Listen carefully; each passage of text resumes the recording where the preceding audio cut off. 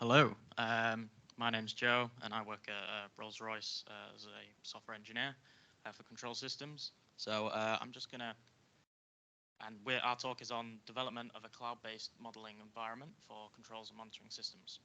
Um, so I'll go through the background and a bit about Camcoa Studio, which is our sort of initial product that we've developed in the past, and then Qurat will talk about our future steps and what we're going to move towards in the future with Camcoa Cloud. So a little bit of background about Rolls-Royce. Rolls-Royce Control Systems supply engine control and monitoring systems for aerospace and other applications. They leverage model-driven engineering to allow Rolls-Royce to develop safe and robust systems, which tend to increase in complexity as time goes on.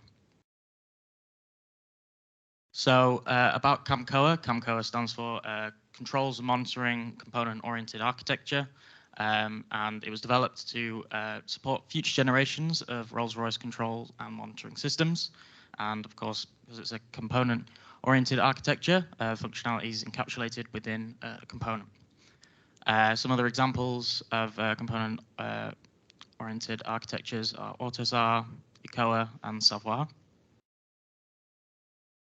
So a little bit about how Camcoa is set up. In the stack, there's an application level, which is modeled in Simulink, which I guess is the application sort of software that is run on the engines. There's also the runtime config layer, which contains an entry point, startup initialization, and scheduling. There's a data distribution layer, which manages data between the platform and application layers.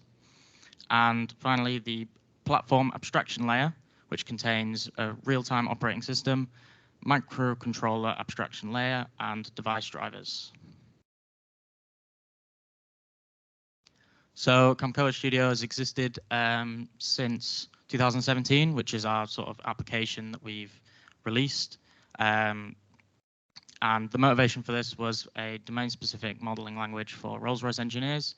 It integrates with MATLAB and Simulink, which are used widely throughout Rolls-Royce. And it also provides traceability between Camcoa and the Simulink models, which traceability is very important for us for sort of complying to standards to ensure everything's safe and sort of complies. So also it provides support for model management via Epsilon. So we use Epsilon quite a lot within Camcoa Studio, and that is to do with our model management. So we'll generate code, we'll transform models to other models, and do model validation as well. And the key point is that we avoid vendor lock-in by developing Camcoa Studio, because we've got our own structure. So here's a little snippet of, I guess, an example deployment. So there'll be various different deployments that are used within Camcoa Studio, and this one's just sort of an example one for development. And then, as you can see, we've got a diagram here on the right, which is a sort of data flow diagram. And these models can get quite large and complex. So I guess in a bit more detail, there are various sort of aspects within Camcoa Studio. So there's the model management, as I mentioned earlier, with Epsilon, which provides code generation. There's also model-to-model transformations, which generate various Simulink models. There's models from Camcoa to Simulink. And there's also model validation via EVL. We have our abstract syntax in eCore, and we've got generated model views, diagram and table editors, and also embedded textual DSLs within Camcoa Studio, and also custom workflow UI. So in terms of the challenges for Camcoa Studio, key one is parallel working. So a lot of our engineers have sort of expressed a desire to collaborate on the same model, and this can't be done at the moment without, I guess, sharing a computer screen. So also we've got diagram comparison and merging. So at the moment we use EMF compare, to sort of compare diagrams, but it's not, although you can see the two versions of the diagram, there's the actual merging and comparison is done in the tree-based editor, and it also provides a lot of low-level details which a lot of engineers can find, I guess, unnecessary or overwhelming. So also model reviewing. We tend to review our models and changes on a browser via pull requests. So and the reviews on the browser are serialized to an XML format, which is pretty hard to read and understand for a lot of engineers. So that's also something that we're looking into. And finally, comparing models conforming to evolving meta models. So existing tools do exist for this kind of thing, but EMF compare and diff merge operate under the assumption that the same meta model is being used, and our meta model is constantly evolving, evolves pretty rapidly, and so these tools do not end up working, and so you tend to end up having to compare in XMI format again, which is not ideal. So now I'll pass on to Qurat for the move to the cloud and web-based solution.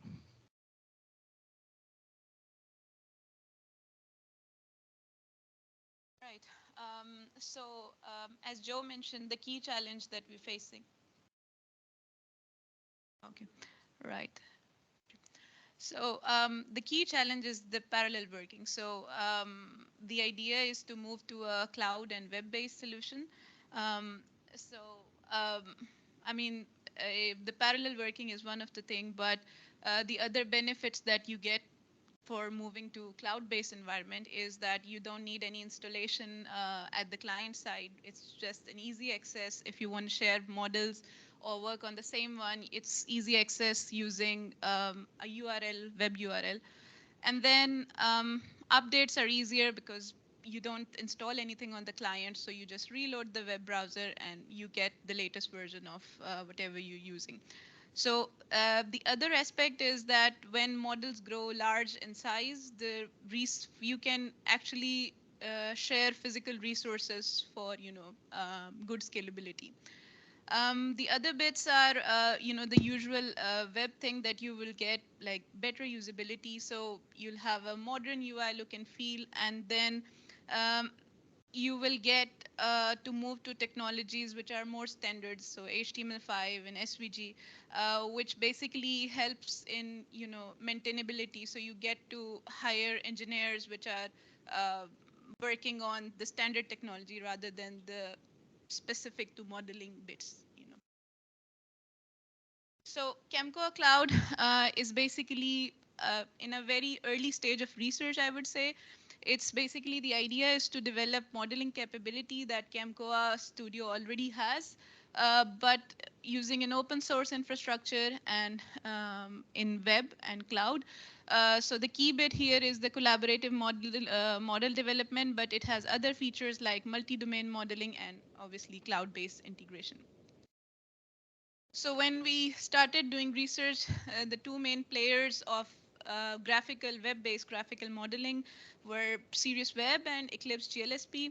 So we started with Serious Web, which is an open source low-code platform by a company called Obeo. It helps you define custom web applications. Uh, a few months ago when we started researching, we found out that it's a bit of packed product, monolithic, and then also had issues with the underlying model storage. We use database, but then we moved to Eclipse GLSP, but still, as I said, it's in earlier stages of research, so we're still planning to explore Serious Web as well if that works perfectly for the requirements that we have. So Eclipse GLSP is another graphical modeling solution that's available, and it's developed by Eclipse Source. It follows a client-server architecture for building diagram editors. Um, so moving to the Camcoa cloud using Eclipse GLSP, this is a very high-level architecture of what we are developing in Camcoa cloud. So you see it's client-server based. On the client side, we have Eclipse Thea as an IDE, and it's mainly TypeScript based. It contains two main components, CDT tools and the modeling tools. These are according to the business requirements. So these modeling tools will interact with the server side. And on the server side, we have here first the GLSP server, which is the graphical server. And then we have model server. I'll go through each of these in detail in the later slides. But basically, graphical server is responsible for diagram bits, and then the model server is responsible for the underlying models that are stored in different workspaces. And this bit labeled as G here is Eclipse G bit because it's on web, so we would need workspace provisioning for different users. So now we'll go through each block in detail, just a little bit. So Eclipse Thea is basically a web-based IDE, which is open source, and it follows extensible mechanism, which means that you can basically use the bits like File Explorer already provided, or you can build your custom extensions as well. It is inspired by Visual Studio Code, and it can also use VS Code extensions, so quite useful there. Eclipse GLSP is basically inspired by LSP, which is the de facto standard for programming languages.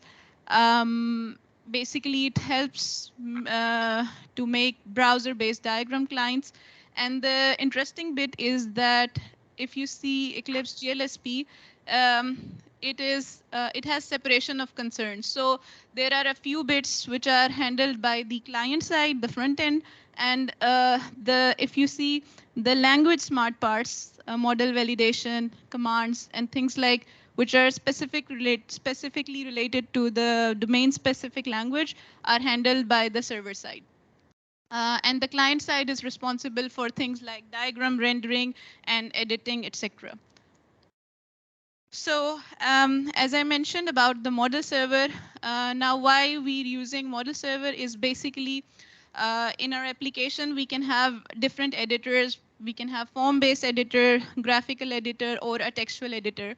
So if we use a model from a file, the underlying file, then we would need to update if we change anything in the form-based editor, we would need to update the graphical and the textual editor by again reading from the file. So what we do here is we have a model server that basically is a single source of truth. So model server keeps the runtime state of the loaded models. So it has an editing domain, and all the editors basically subscribe to the changes that are done on the model, on the underlying model. So a model server is the single source of truth for the models. Then Eclipse G is basically will come into play when we go towards the deployment. So it is a workspace provisioning management server. It's Kubernetes based. We haven't yet worked on Eclipse G, but it's something that we are going to look at in the future. So very quickly, how the process happens is that suppose you're opening a diagram on the client side. What will happen is you will initialize. So when you open the URL and then you click on a diagram, some parameters like URI and diagram type will be sent to the GLSP server. And then GLSP server will obtain the source model from the model server. Model can really be anything, EMF-based model or a simple plain JSON file. We are, like at Rolls-Royce, we are mainly dealing with EMF-based model. So currently, we're using EMF-based models as underlying format. And then once the GLSP server has received the source model from the model server, it basically generates a graph model. And a graph model contains the list of nodes structured hierarchically depending on how you want it to be structured, because that's what you code yourself. And then that graphical model basically gets translated to an SVG using a framework called Eclipse Proti. The rest of the things, like, for instance, if you create a node on the GLSP client, that action is sent to GLSP server, and the GLSP server then sends that to the model server, because if you create a node, you're creating a model element that needs to be updated in the model server as well. So the model server updates it and then sends the response back to GLSP server, which is then sent to GLSP client, because obviously the diagram client needs to render that node as well. So this is the whole process now. Obviously there are, because it's initial research phase, there are a few challenges. So these include less documentation, because web modeling is fairly new. So you'll find comparatively less documentation compared to the desktop-based tools. So that's an issue.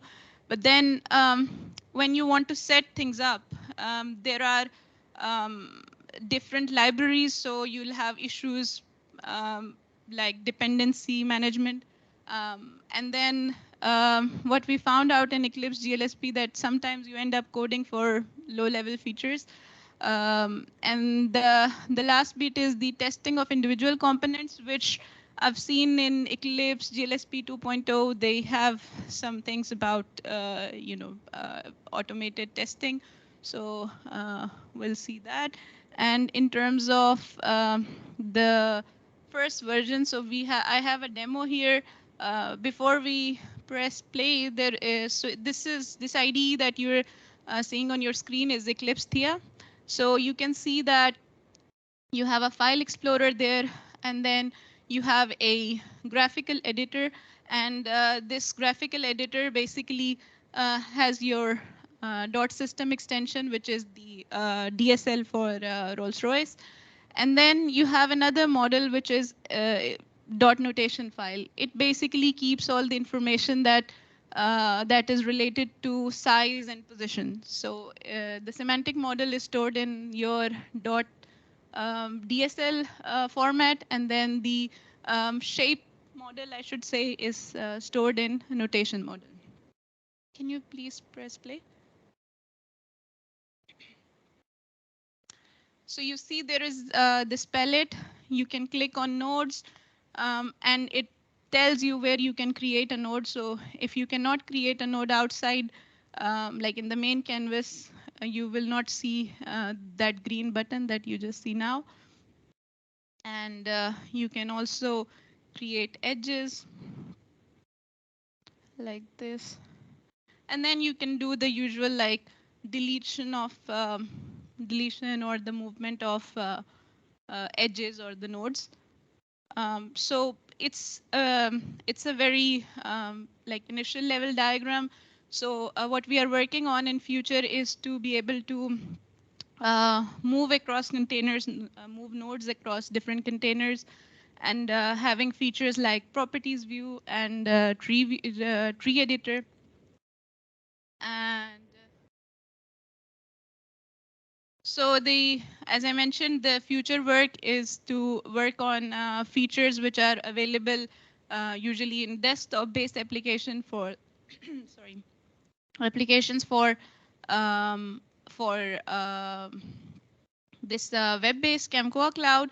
And then in future, we would want to deploy it on a Kubernetes cluster and have workspace provisioning available.